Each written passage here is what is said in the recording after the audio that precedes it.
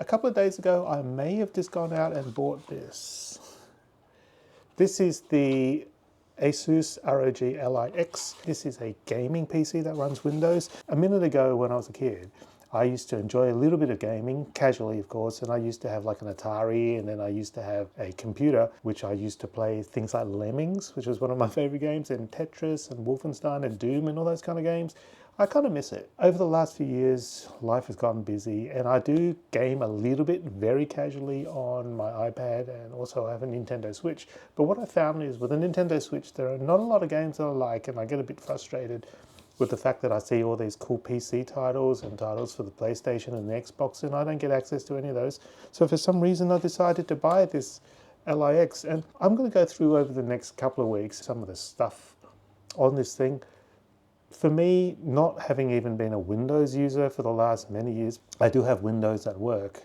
I have to get used to the nuances of Windows 11. In a couple of days that I've played this, it's been a little bit of a learning curve for me because I just don't really have a kind of a concept of how to set things up here. All I do know is that I've downloaded a few games on this. Diablo 4, which is my favorite game, and you do get a 3-month access to Xbox, things called Pass or Xbox Pass or something like that. So I'm downloading a lot of games, which I think could be cool, like Diablo 4. I've downloaded Cricket 24, which is surprisingly fun for me, and some other things. And what I've discovered is that the downloads for this thing takes ages. Everything's like 50 to 150 gigabytes, and when you download it, it takes hours. I'm used to having stuff which is like, for example, the Nintendo Switch, where you just get a little cartridge and shove it in and you're done. And the iPad, and it doesn't take this long to download stuff on an iPad.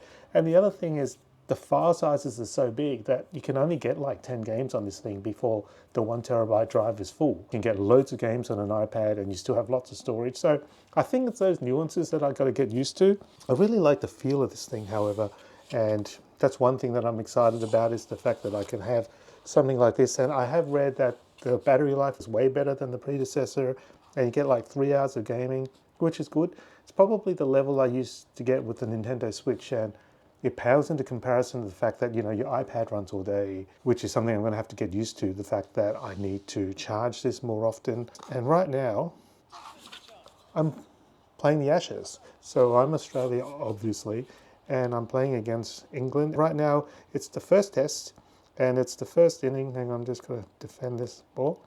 And I am 4 for 37 in the first inning. So I'm not doing too well in this game, but like I said, I'm getting used to it. I will do a more thorough review after I've been doing this for a few months. But what I got as well is I got the screen protector, which I will apply to this shortly because it is a touch screen. I didn't realize it was a touch screen. And then I got this all from usual place, Amazon. And this is a carry case.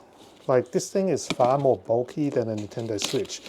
And I'm gonna go on a vacation. It's only a road trip vacation, not a flight.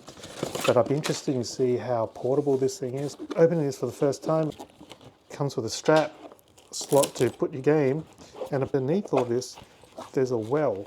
You can fit the charger, adapter, and the cables and stuff like that. This is something I'm gonna take along with me on my little trip, and hopefully can do a little bit of casual gaming along the way. So that's it for this video. I'm going to do a more in-depth review.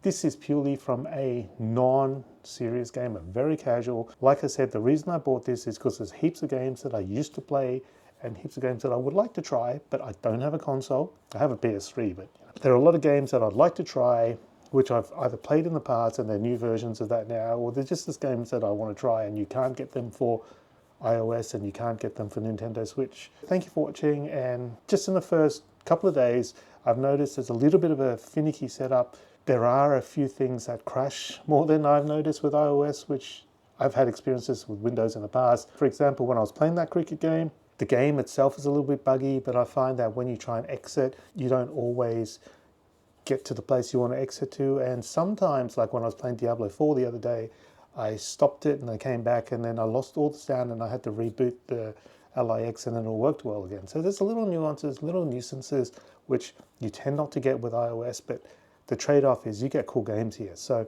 I'll be back once I've had a good play with it and I'll let you know how I go. Thank you for watching. Follow along to see my journey converting from a non-gamer to a casual gamer, and I'll see you next time. Like and subscribe. See ya.